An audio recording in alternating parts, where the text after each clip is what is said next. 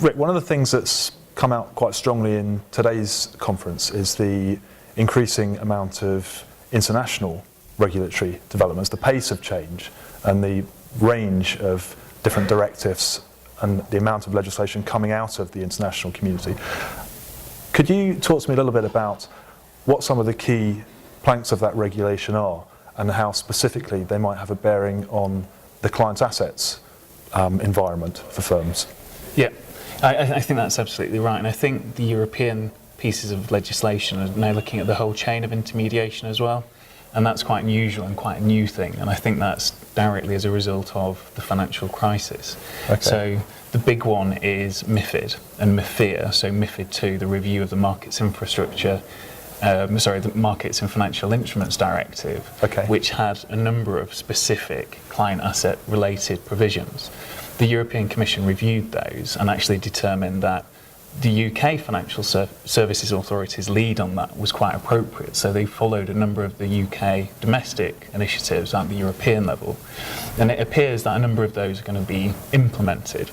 The implementation is going to be quite unusual because it's going to be a directive and a regulation, and the important difference is that the directive will be transposed by the UK, the regulation will be directly effective.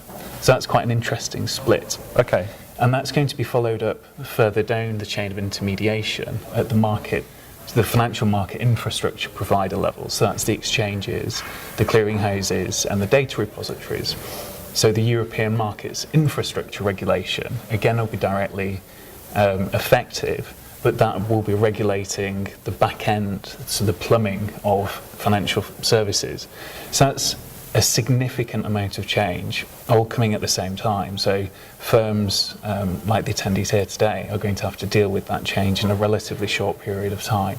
Okay, and if the FSA in the UK regime has been used in has fed into that process, does that mean that UK firms are well positioned, relatively speaking, to cope with some of these regulations?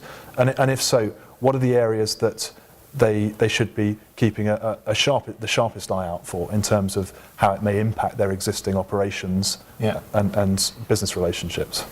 I think one of the key things firms have to look out at is the regulation of title transfer collateral arrangements, and that's quite a specific legal mechanism by way a client can choose to have segregation or non-segregation, and both the UK Financial Services Authorities looked at that, as well as the Commission, the European Commission's looked at that as well. The UK requirements have already come into force on that, so UK firms are ahead of the curve there. Okay. And I think that's of assistance to them, but that gives rise to sort of quite significant documentational costs, so firms will have to change their documents with their clients and explain to their clients exactly what protections they're offering them for any type of financial instrument they're trading in. Okay. We've got today at the conference a wide variety of firms.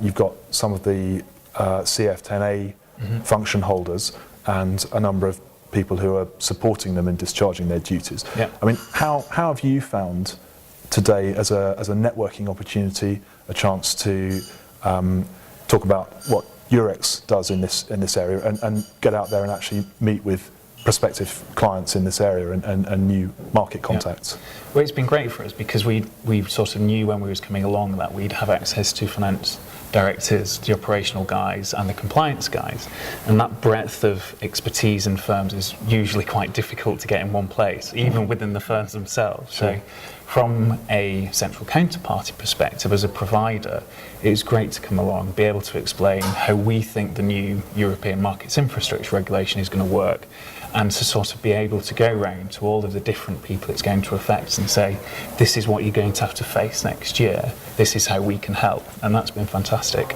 Okay, good. Thank you.